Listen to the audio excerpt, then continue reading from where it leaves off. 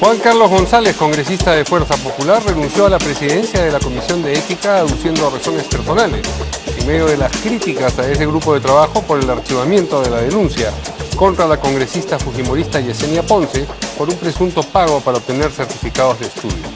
Yoli Lescano, miembro de la comisión, consideró que la renuncia se dio porque la situación era insostenible y servía solo para blindar, según dijo, a los miembros de la bancada mayoritaria.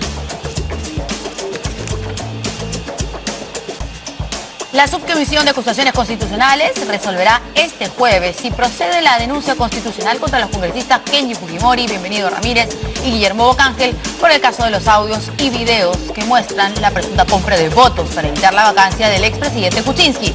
Milagros Takayama, presidenta de ese grupo de trabajo, señaló que si el voto a favor es mayoritario, la acusación será pasada a la comisión permanente.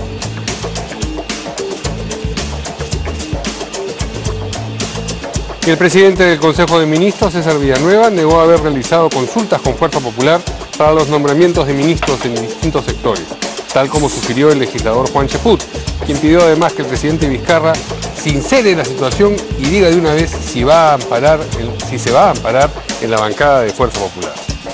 Villanueva aseguró que una de sus principales herramientas será el diálogo y pidió que los dejen trabajar en la cancha. Mientras la Junta de Portavoces rechaza las declaraciones de Rogelio Tucto, quien el lunes se pronunció a favor de indultar al terrorista Abimael Guzmán, el parlamentario del Frente Amplio insistió hoy en su postura. Abimael Guzmán y el Estado cometieron delitos. Los dos hicieron daño. Se debe juzgar a los dos, declaró. Entre tanto, su compañero de bancada, Hernando Ceballos, advirtió que Tucto tendrá que dar explicaciones y que si estas no son satisfactorias, tomará una medida disciplinaria.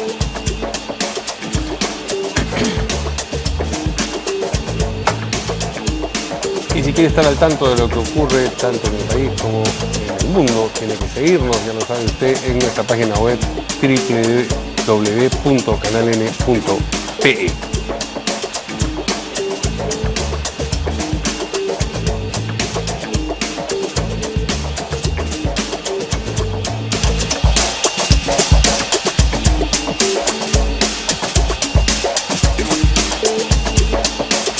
Amigos, ¿cómo están? Buenas noches, bienvenidos a En Portada. ¿Cómo estás, Verónica? ¿Qué tal? ¿Cómo estás, Mario? Vamos a presentar a nuestros invitados. Tenemos a dos congresistas, Héctor Becerril, vocero alterno de Fuerza Popular.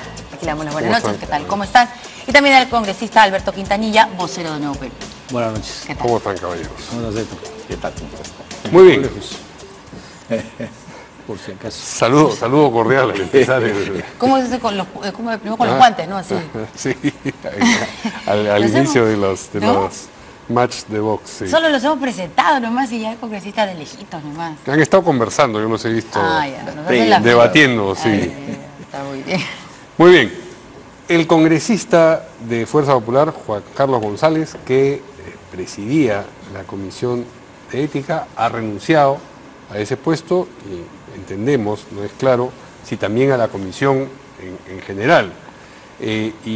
Lo ha hecho a través de un documento en el que aduce razones personales, pero, digamos, no se puede uno abstraer de la circunstancia de que esto se produce en medio de las críticas que ha suscitado, por un lado, el archivamiento de la denuncia contra la congresista fujimorista Yesenia Ponce por el presunto pago para obtener certificados de estudio, y por otro lado también el debate que se ha levantado, digamos, sobre si se debe incluir o no en las investigaciones de esa comisión al congresista Mamani. Se votó en el sentido positivo de que se lo debe incluir, pero no bien terminó esa votación, la congresista Milagros Salazar anunció que va a presentar una reconsideración para que sea retirado. En fin, este es el marco general, pero vamos a conocer primero el texto de la carta de renuncia del congresista Juan Carlos González. A ver, vamos a leer la escueta carta de renuncia. Bueno, está dirigida al al vocero, de la bancada, al señor Daniel Salaverry, y simplemente dice: de mí, mediante la presente, cumplo con presentar aquí está. Mi renuncia irrevocable al cargo de presidente de la Comisión de Ética Parlamentaria del Congreso de la República, la misma que obedece a motivos de carácter personal. Agradezco la oportunidad que se me brindó para asumir esta responsabilidad. Atentamente, Juan Carlos González. Muy bien, está dirigida así al vocero Daniel Salaverry, pero como decíamos, del texto de la carta no se desprende que haya renunciado a la comisión en general, solo a la presidencia. No sé si en principio nos puede ayudar el congresista Becerril, que es la misma bancada, aclarándonos si la renuncia es a pertenecer a la comisión o solo a la presidencia. No, recién yo también en la tarde me enteré de la carta, no he tenido la oportunidad de conversar con Juan Carlos ni con ningún miembro de la bancada. Así es que también desconozco si es la renuncia solo a la presidencia o a la comisión. Yo quiero decir que esta comisión de ética es una comisión muy difícil en realidad, porque es la única comisión que cita, que juzga a nuestros pares. Es bien complicado. Recordemos también que el colega Segundo Tapia también renunció a la misma. Y cuando estaba Humberto Lay también se vio obligado a renunciar en su momento. Yo creo que es complicado, como digo, tratar de hacer justicia, si se quiere, con nuestros pares. O sea, lo que está tratando de decir es que el congresista, de alguna manera, el congresista González sentía esto, que esto es muy difícil, muy complicado, creo que acá, y entonces mejor me voy de acá. Yo creo que acá hay mucha presión en realidad. Y recordemos también que la comisión prácticamente estaba en reorganización, porque habían salido de la comisión, habían dicho que no van a participar varios colegas de varias bancadas. Y justamente se ha vuelto a reunir esta comisión por acuerdo de Junta de Portavoces para ver tan solo el tema de Kenji, de Guillermo Bocángel y de Bienvenido Ramírez. Yo no sé en qué momento entre los dos temas. ¿Qué piensa de esta renuncia del congresista Quintanilla? Yo iba a empezar esta intervención señalando que es una de las pocas cosas que ha hecho bien Juan Carlos es renunciar. Sin embargo, lo ha hecho de tal manera de que no sé si decirlo que está bien o no, porque se dirige al vocero, a Daniel Salaverry, y él tiene que renunciar institucionalmente ante el presidente del Congreso o ante el que lo suple, en este caso al vicepresidente de la comisión. Ni eso ha hecho bien. Disculpa, no es así. Cuando tú formas parte de una comisión, significa que esa comisión le pertenece en todo caso la presidencia de esa comisión, a la bancada, y por lo tanto tú renuncias ante el vocero, y el vocero a la vez ya hace la renuncia pertinente ante el presidente del Congreso.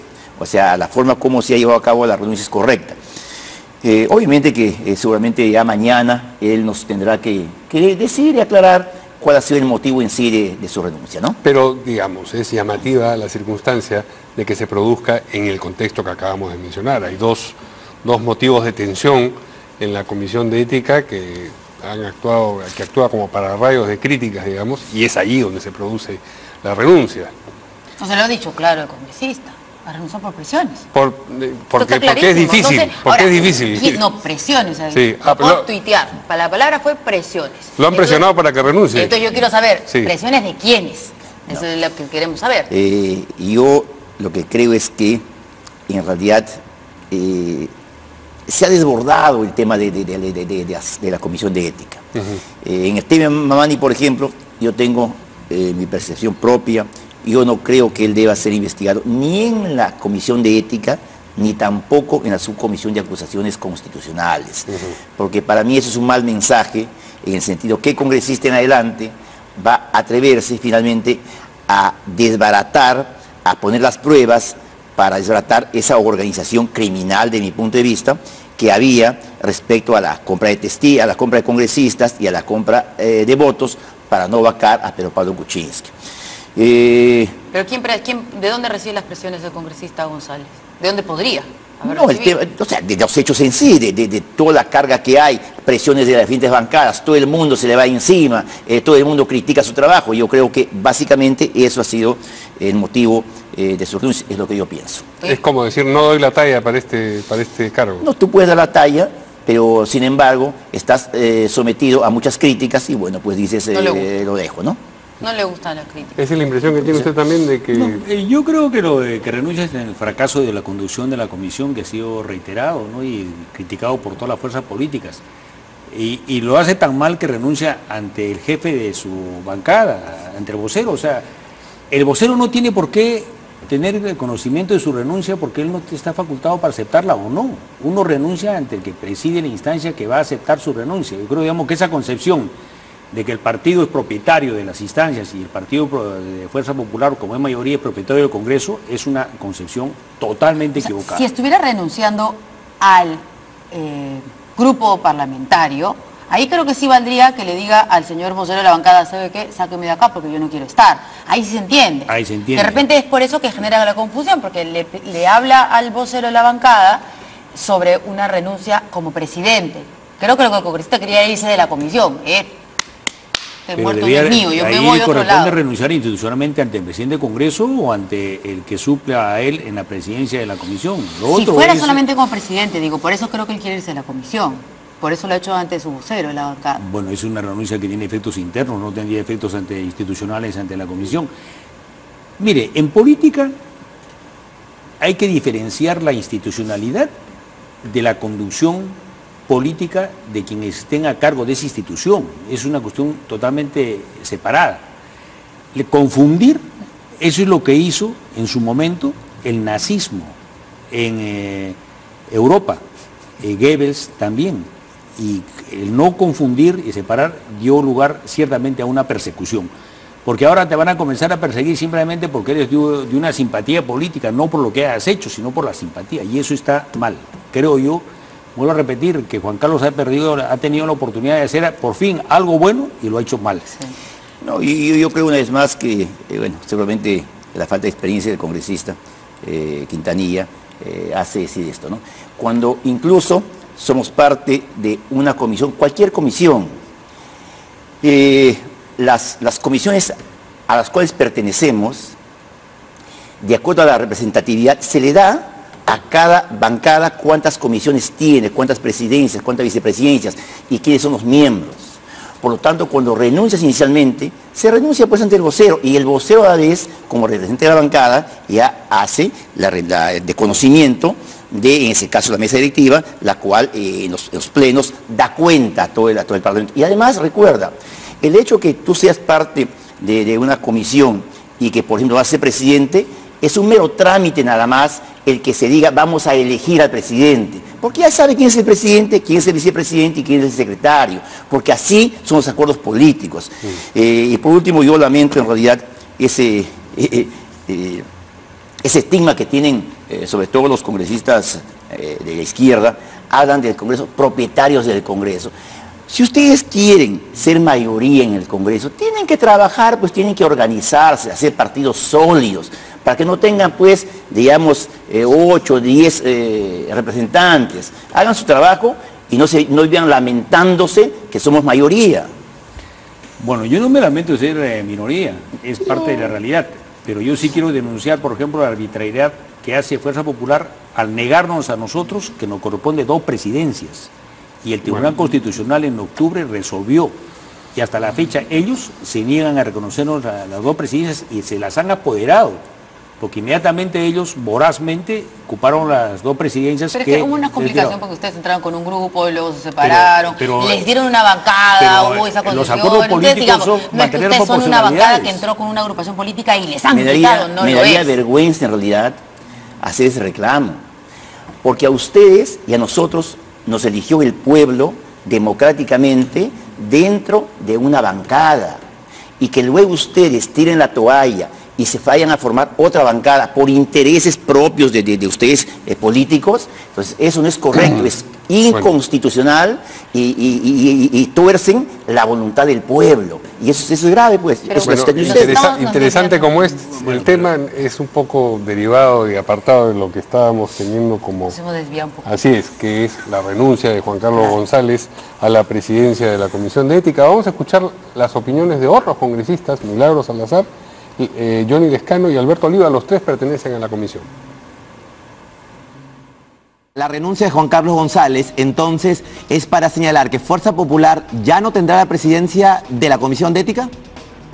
No, en ningún momento dice eso, porque si nosotros Le pregunto a usted. somos correctamente de acuerdo al reglamento y apegado a la norma, están los acuerdos políticos, y los acuerdos políticos se respetan. Hay un acuerdo político en todo el Pleno y en todo el Congreso, para todas las comisiones. Eso no es una posición o es un capricho de Fuerza Popular. El reglamento lo dice así y ¿Podría cambiarse mañana? ¿Podría mañana cambiarse la Junta de Portavoces? Yo no puedo adelantar esta opinión ni te puedo responder, porque no se trata de responder de manera personal. Eso mañana, supongo yo, que se tocará en Junta de Portavoces o se dará cuenta y mañana se discutirá. Es un reconocimiento expreso que esa comisión se estaba conduciendo en forma irregular, blindando a los congresistas fujimoristas sin investigar, sin indagar lo más mínimo cada una de las denuncias. Y consecuentemente lo que ha hecho el señor González es renunciar porque su situación era insostenible. Y esta mañana habían también protestado por esta situación los integrantes de los Peruanos por el Cambio y Alianza para el Progreso.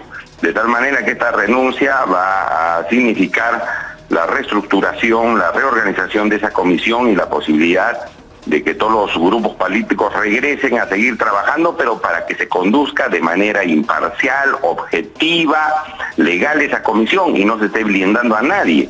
Y consecuentemente yo creo que esta renuncia... Lo que más nosotros nos preocupa y lo que nosotros hemos solicitado es la reestructuración total de esta comisión, que no estén integradas también justamente por colegas que hoy día son parlamentarios, sino que incluso nuestra bancada, a través de nuestro colega Guido Lombardi y Alberto de la UNDE, se presentó un proyecto de ley para que los integrantes de esta comisión sean excongresistas, expresidentes del Congreso y exfuncionarios también que hayan trabajado en otras instituciones. Reestructuración es lo que dicen todos con la renuncia del presidente de la comisión. La bancada de Alianza para el Progreso también dijo a través del Twitter: era impostergable. Renuncia el congresista Juan Carlos González a la presidencia de la Comisión de Ética, responde a postura de la bancada de Alianza para el Progreso y es una oportunidad para reestructuración. Comisión debe procesar las denuncias y de forma imparcial y oportuna.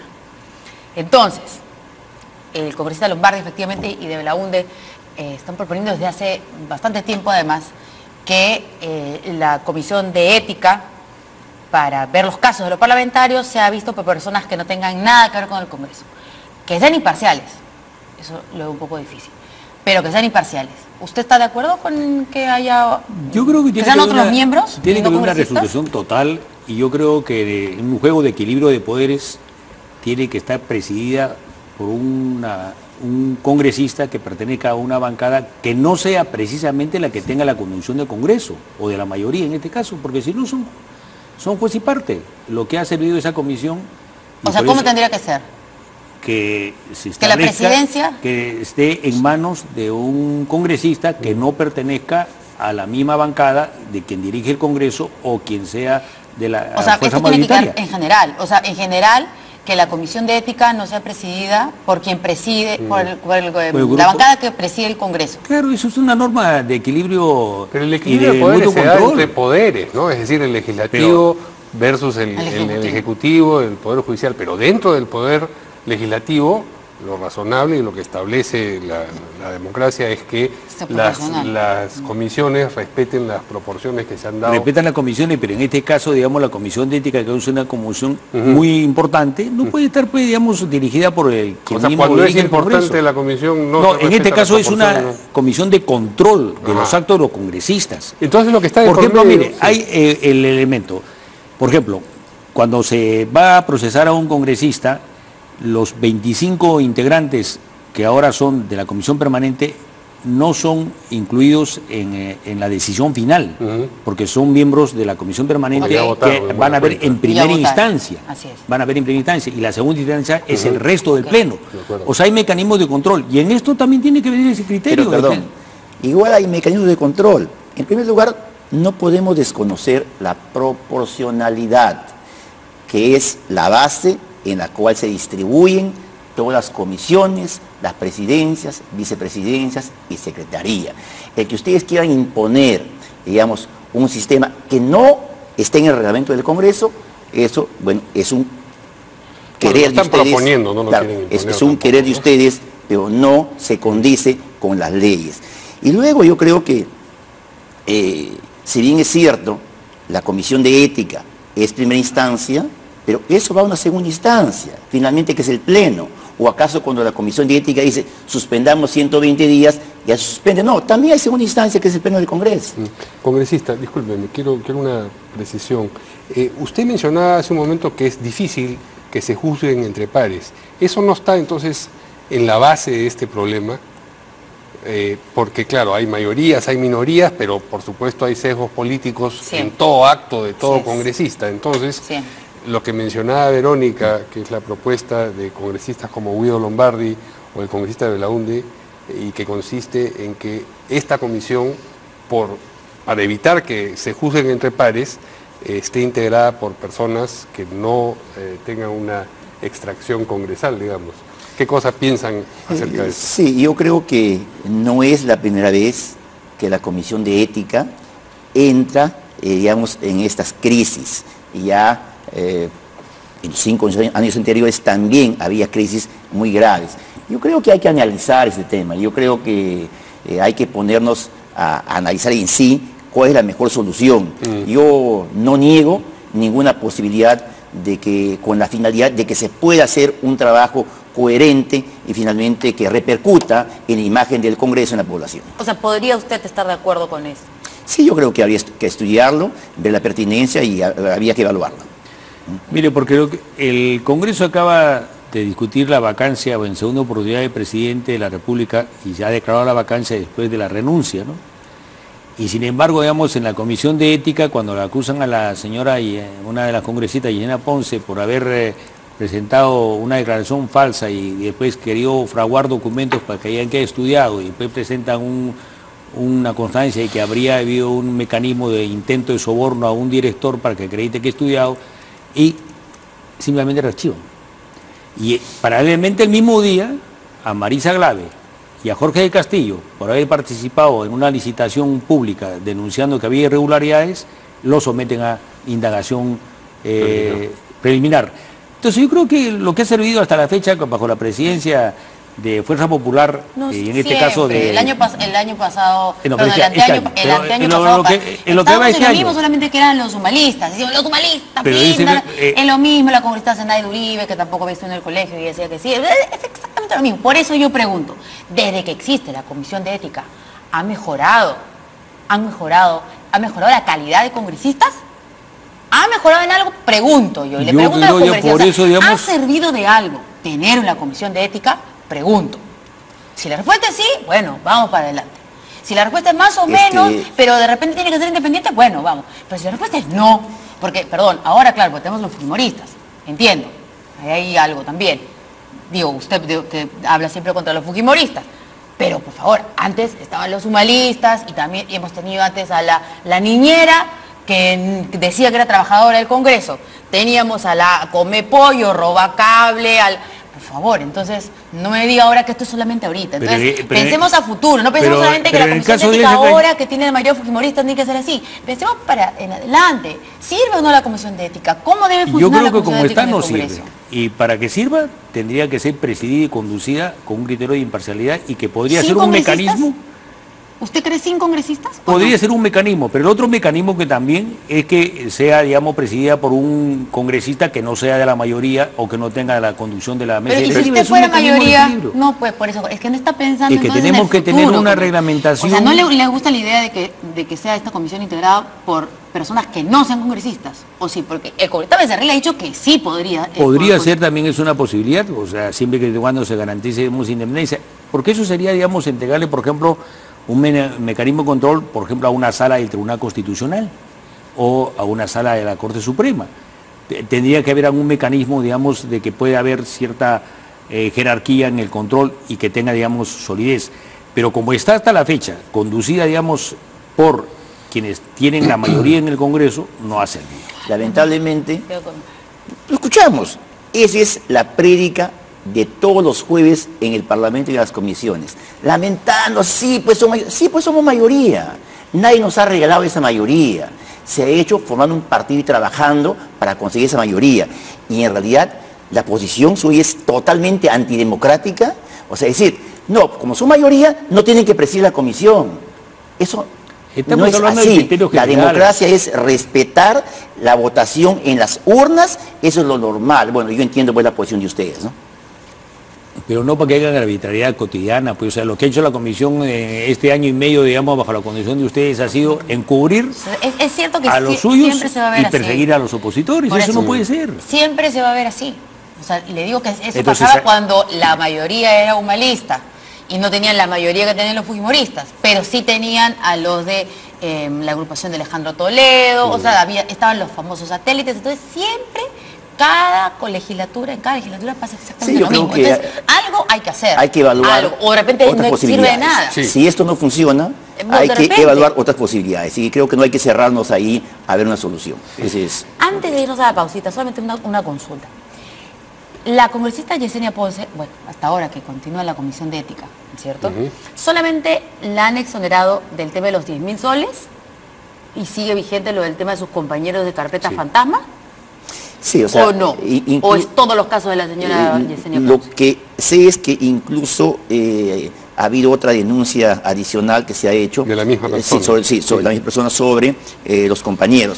Lo que pasa es que en este tema se decía que ella ese día había dado el dinero y se ha comprobado en realidad en la Comisión de Ética que ese día que el que denuncia dice que le dio el dinero, ella estaba en su región conjuntamente con sus asesores. Eso está demostrado. Entonces parece que eso ha pesado ahí. Pero yo creo que finalmente se tiene que hacer una evaluación clara y sincera de lo que está pasando en la comisión. Sobre la congresista Yesenia, se ha dado cuenta que ella no está en el colegio y está mintiendo. Y yo prefiero no opinar sobre eso. Yo quisiera que en todo caso... No le da la plata, pero usted ha visto que ha mentido.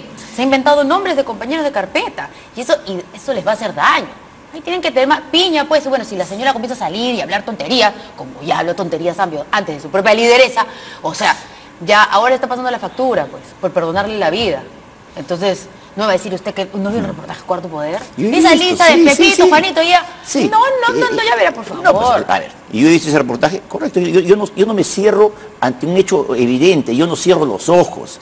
Y finalmente, para eso está la Comisión de Ética, y la Comisión de Ética tenía que haber ido, digamos, a RENIEC, ver, ¿existen o no existen? Y si no existen, tiene que tomar una decisión, pues, así sancionarla. Si no existen, y se comprueba de esa manera, entonces tiene que actuarse, pues, ¿no? Bueno, esperemos que este problema con el presidente renunciante sea solucionado a la brevedad para que todos estos casos que son importantes no se queden ahí durmiendo el sueño de los justos. Ahora vamos a una pausa y vamos a regresar con el otro asunto, la subcomisión de acusaciones constitucionales, que es una comisión distinta, un grupo de trabajo distinto en el Congreso. Con eso volvemos.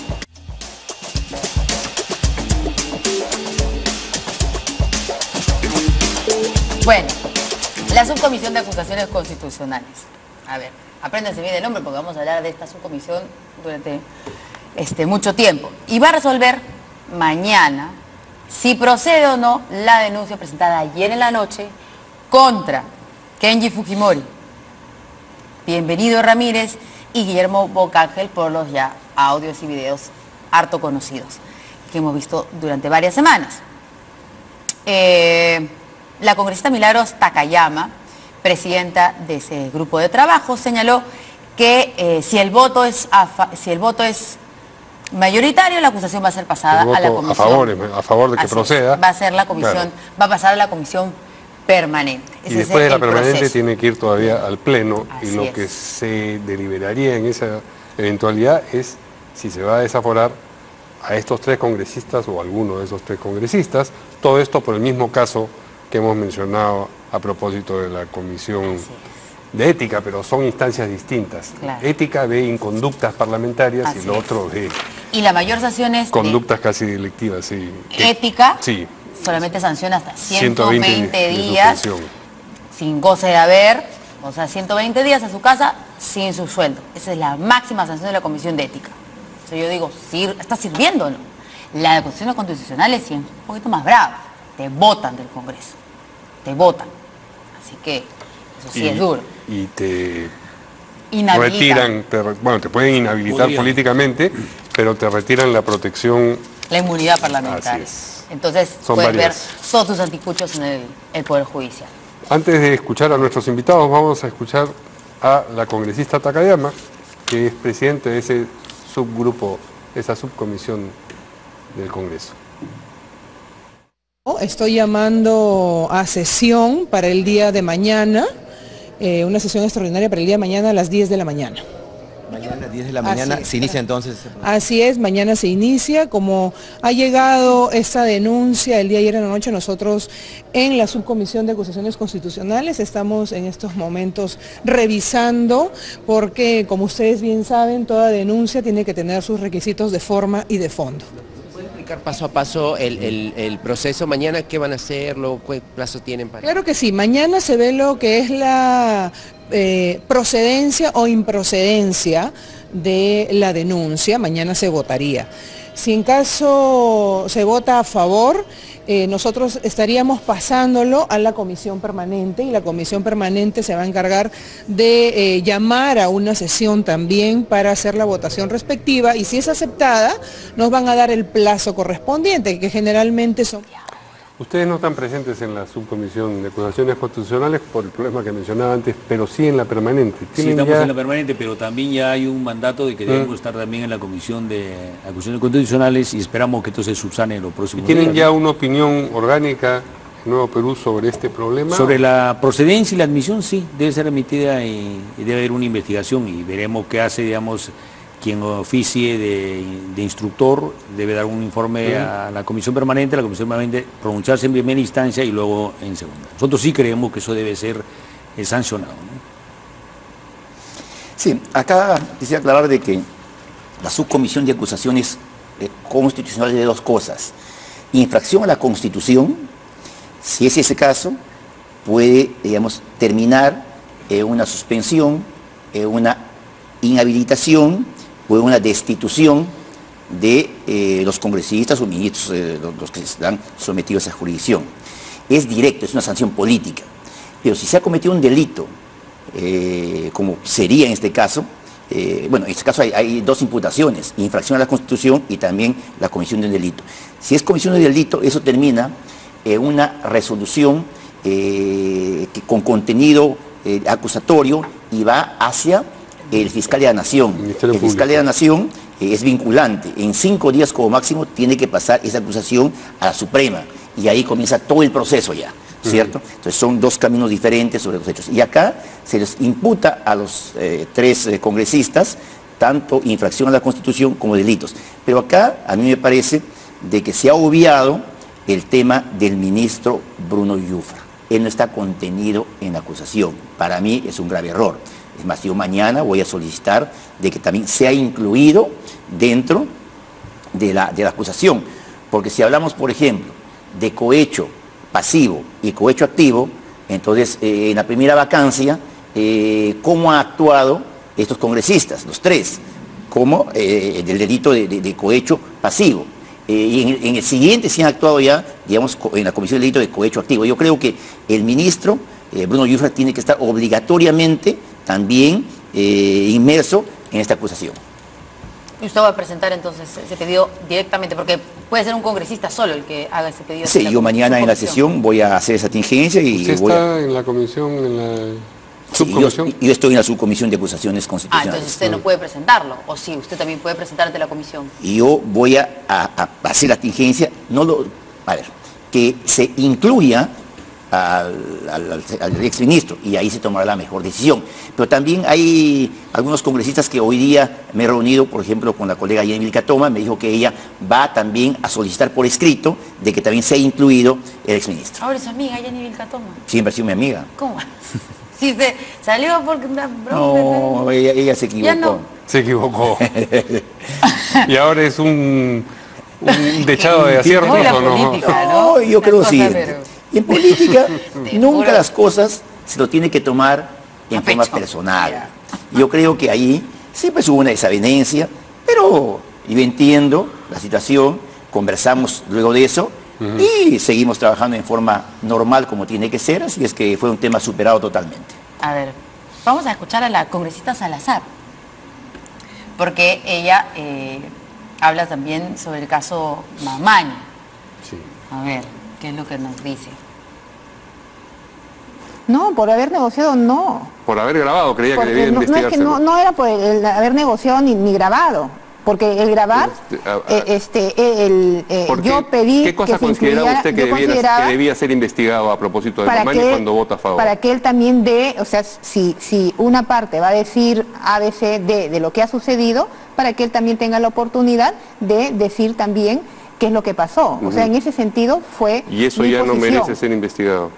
No es que no merece ser investigado, sí se va a ver, porque los 3 congresistas que han entrado la denuncia, para los 3 congresistas, ellos van a tener que presentar sus descargos, ellos van a tener que emitir su posición y se le invitará o no se le invitará, se le incluirá dependiendo de lo que ellos manifiesten, de las pruebas que ellos digan.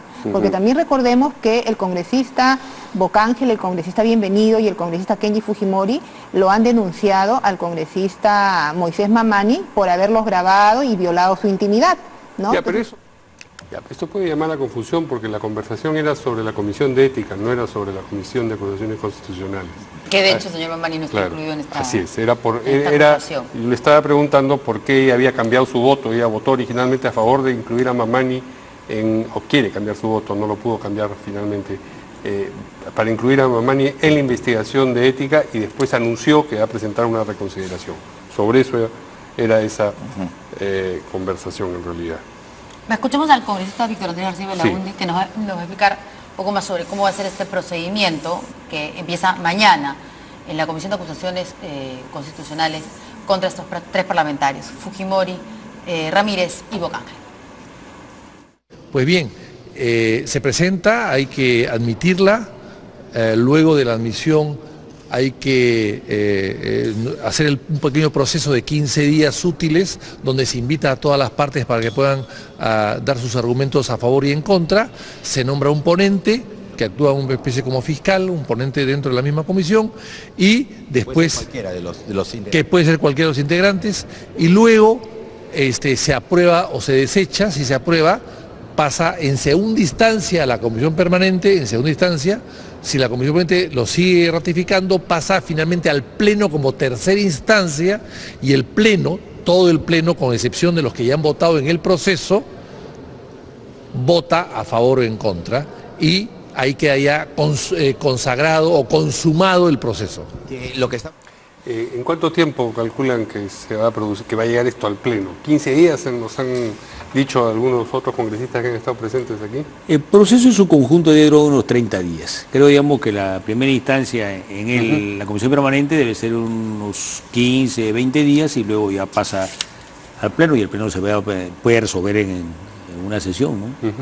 Sí, yo creo que si bien es cierto, hay plazos que se establecen, pero yo creo que el Perú, el país quiere, digamos, reacciones rápidas ante hechos de corrupción. Hay que pasar ya, digamos, del mensaje, del querer hacer las cosas a la acción. Y hoy igual creo que si hay que sesionar 3 veces a la semana, tiene que hacerlo, en sesiones extraordinarias. Y yo creo que eso tiene que ser un proceso célere, rápido, inmediato. No tiene que demorar mucho tiempo. 30 días me parece un tiempo justo.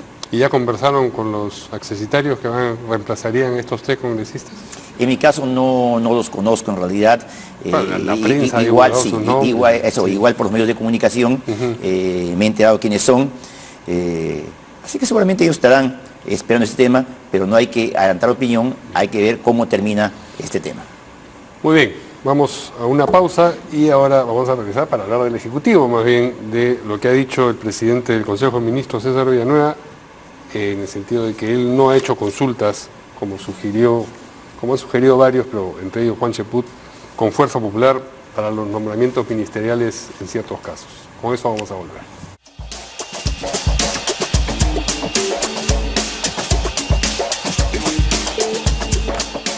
Muy bien, el presidente del Consejo de Ministros, César Villanueva, en respuesta a distintas sugerencias ha dicho que él en particular, no realizó consultas con fuerza popular para los nombramientos de algunos ministros, porque esto ha sido lo sugerido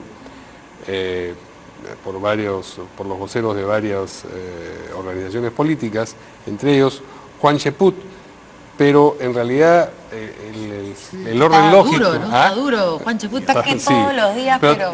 Esto empieza con un comentario de Miki Torres, congresista de Fuerza Popular, que motiva la respuesta de Cheput, que a su vez dispara la reacción del presidente del Consejo de Ministros. Entonces, para entender el orden lógico, empecemos por lo que dijo Miguel Torres. ¿Le preocupa la presencia de gente de izquierda en el gabinete a cargo incluso de programas sociales? Le preguntan al congresista Torres. No, de hecho, me preguntaron antes del nombramiento y yo dije que no pasaría nada. Nadie está vetado. Y más allá de posiciones personales de cada ministro, creo que tenemos muy claro que están ahí para ejecutar las directrices que dispongan el presidente y el premier. Tengo la esperanza de que se deje de lado el apasionamiento y las ideas que no ayuden al Congreso. Lo importante acá es, me preguntaron antes del nombramiento, ¿no es cierto? Eso es lo que... ¿Hay un plazo que haya fijado Fuerza Popular? ¿Cuándo durará? Esta luna de miel. ¿Cuánto durará esta luna de miel? No hay ningún plazo ni nada por el estilo, tampoco una luna de miel. Lo que existe es un restablecimiento de confianza. Mientras la confianza se cuide por ambas partes, esto podría continuar hasta el último día del gobierno del señor Vizcarra. Si algo así nos dijo acá también, antes de ayer estuvo, y estaba entusiasmadísimo. Estoy muy contento, decía, no puedo más. Me consultaron, me preguntaron antes, es lo que debe haber generado todo el problema. Vamos a ver qué respondió o qué comentó ante esto Juan Cheput. Bueno, siempre se necesita una oposición, ¿no? Si no, esto sería muy aburrido. En todo caso, yo creo que se está configurando un nuevo oficialismo a partir de las declaraciones que estamos viendo en los periódicos, ¿no? El día de hoy el mismo señor Villanueva señala en Gestión que ha consultado con dirigentes del fujimorismo o que viene hablando con dirigentes del fujimorismo para la conformación de algunas políticas o la determinación del gabinete. Y por otro lado, en Perú 21, dirigentes de Fuerza Popular dicen que se le consultó sobre la posibilidad que personajes del comunismo, de la izquierda, formen parte del gabinete. Entonces, si se le consulta a Fuerza Popular, ¿de qué estamos hablando? De un nuevo oficialismo. Entonces, si el presidente Vizcarra ha decidido a través de su premier consultar con Fuerza Popular, pues que se sincere la situación de una vez y que se diga públicamente que él se va a amparar en la banca de Fuerza Popular. Es un error eso, es un error conversar con la... A ver, ¿qué nos cuenta el congresista Becerril? ¿Les consultaron? ¿A alguien de Fuerza Popular le consultaron sobre la designación de alguno de los ministros? ¿Cómo se desencadena todo esto a consecuencia de un malentendido? O un mal expresado, en cualquier caso. No, lo que pasa, oyendo reunidos con Miki, nos comentó que cuando a él le preguntan, él dice que sí, pues antes del nombramiento me preguntaron. Se refiere a que otro periodista le preguntó antes del nombramiento. Y eso era llamado a Perú 21, y Perú 21, según él se ha comprometido, en poner completo esa parte, porque obviamente lo han recortado. Entonces no es que él haya manifestado de que a él le han preguntado, porque sería ilógico, pues, o sea, ¿por qué? No sé si ilógico, pues sería bien tonto. Eso sí sería. Y decirlo así, candorosamente, sería ¿no? No. Yo me refiero a esto. Es ilógico que el presidente o el premier le pregunten a un congresista de otra bancada, ¿qué le parece si pueden poner como ministros a militantes de otra bancada? No tiene. Ilógico sería si le preguntaran al congresista de Nuevo Perú. No, si pero muy lógico sería si le preguntan al fujimorismo, con quienes ahora tienen que estar por lo menos en guiños. Oye, vamos a poner a alguien de Frente Amplio, normal. Para mí lo lógico sería en todo caso que le pregunten de los cuadros que tienes, si de repente hay alguna posibilidad de que vaya alguien a formar parte del ministerio. Pero esto ha quedado totalmente zanjado con la declaración de Nico, o sea, acá es un malentendido total. Perú 21 va a poner el detalle de... Sí, eso nos comentó el día de hoy, Miki. Pero además llama la atención lo celoso pues que se ha puesto, digamos, Juan Cheput, ¿no? Dice, si ahora consultan con el fujimorismo, entonces ellos serán los que... Si los prefieren a ellos. Claro, o sea, hay un tema medio, una rabieta medio rara, ¿no? A ver, ¿qué cosa...? Bueno, yo creo que lo que estamos debatiendo es un debate falso. Yo creo que hay que esperar la presentación del gabinete de César Villanueva, que lo ha elegido para ese encargo Martín Vizcarra, en su presentación al Congreso. Y ahí debatiremos sus propuestas políticas, qué es lo que va a plantear, cómo va a hacerlo y en qué plazos. Y ahí decidiremos políticamente si se le otorga o no el voto de confianza.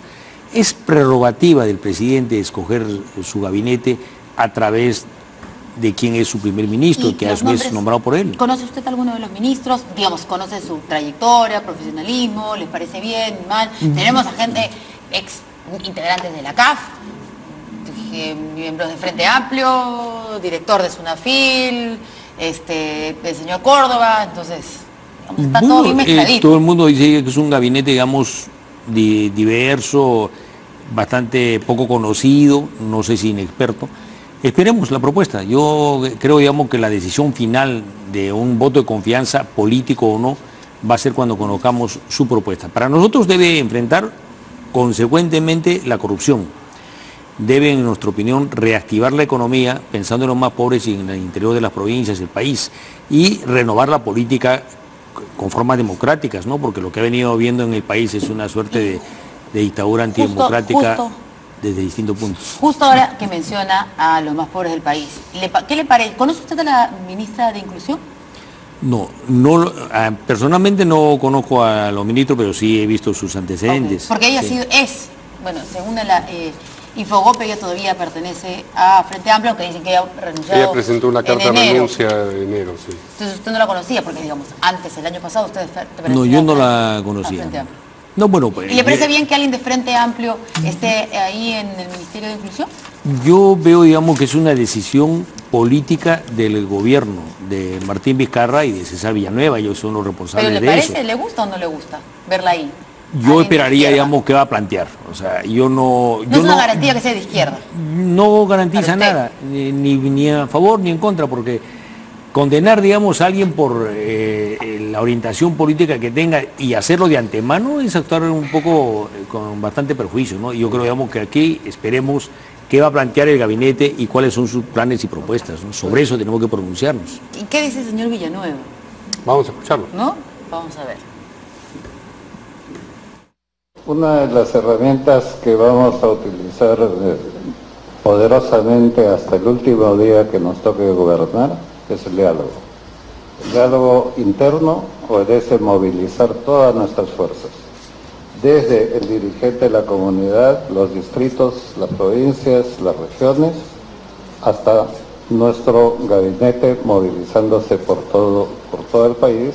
Somos un gobierno presidido por el presidente Martín Vizcarra, que no tenemos antis, que vamos a conversar con todos los partidos políticos inmediatamente para proponerles una agenda política común entre el Congreso y el Ejecutivo, para que por primera vez podamos nosotros tener un camino político que nos lleve a la estabilidad a todos.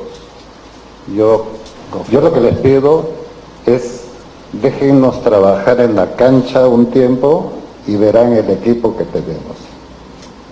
Con toda seguridad, el primer partido que vamos a jugar es el Congreso, que haga su evaluación.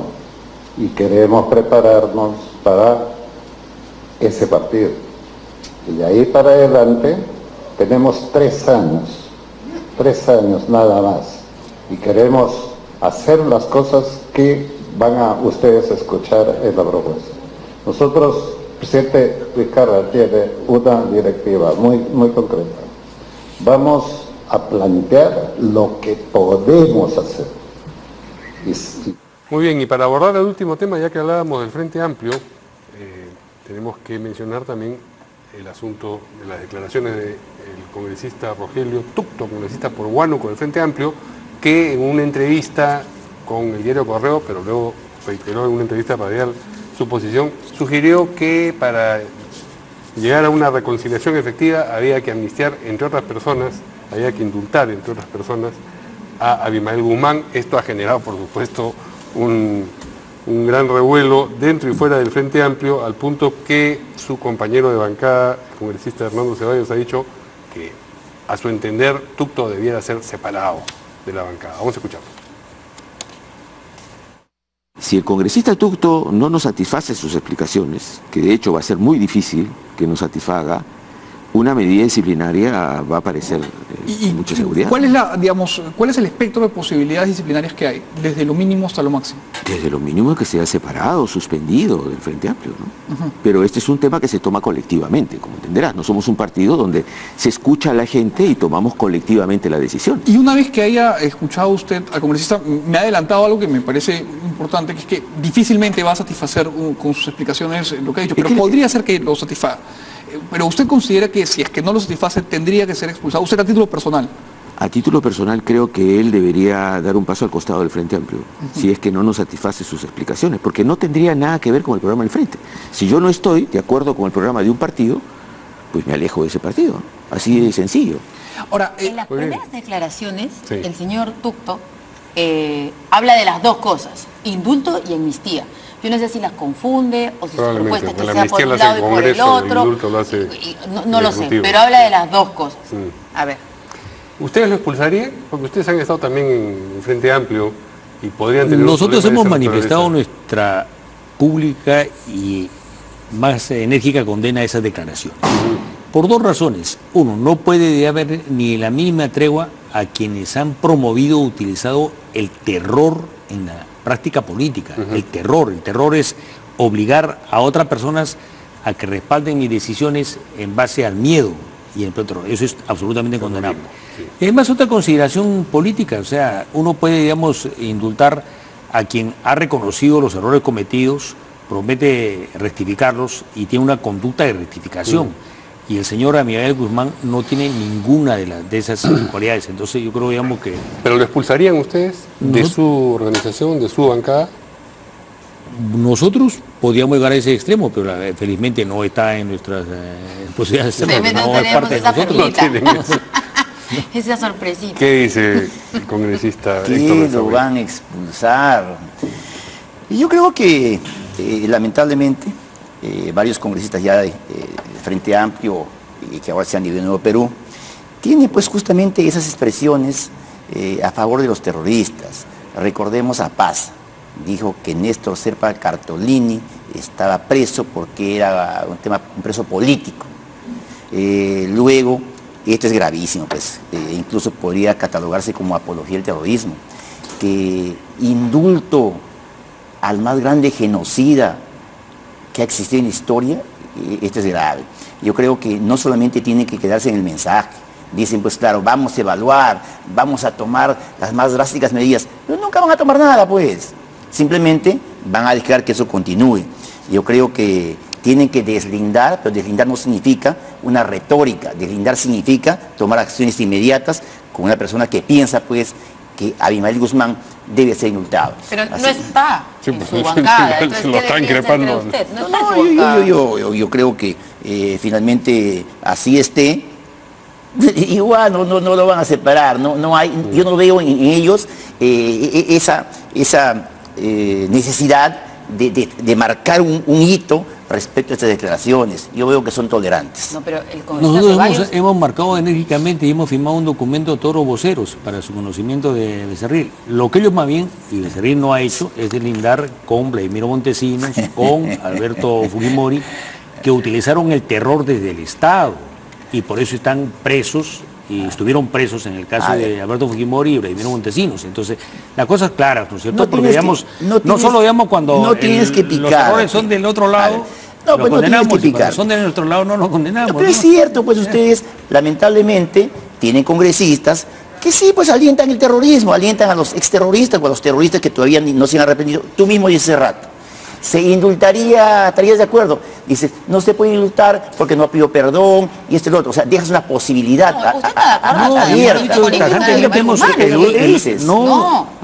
el uso del terror es absolutamente condenable, o sea, no hay ninguna tregua que darle ahí, o sea, Guzmán es el responsable de los 70.000 muertos, según el informe de la Comisión de la Verdad, de más de la mitad, o sea, que sean 1.000, 2.000, pero 35.000 no tiene ninguna posibilidad, digamos, de haber ahí, en mi opinión, un indulto o un reconocimiento ahí. Está clarísimo. Entonces, en ese grupo parlamentario donde está pues, el señor Tugto, felizmente, más bien dice ese congresista Quintanilla, que tenemos ese señor ahí, ¿no es cierto? Ni el otro congresista, ¿cómo se llama? A Pasa. A Pasa, que dijo que algunos de los presos del MRTA podían ser considerados presos políticos, porque en realidad Serpa Cartolini nunca estuvo preso, muere durante el enfrentamiento. Así es. O sea que no estaban ni enterados. Pero en fin. Él más bien tomó de rehén en la Embajada de Japón. Muy bien, muchas gracias a nuestros invitados de esta noche. Gracias. Nos vemos mañana aquí en Portada. Buenas noches.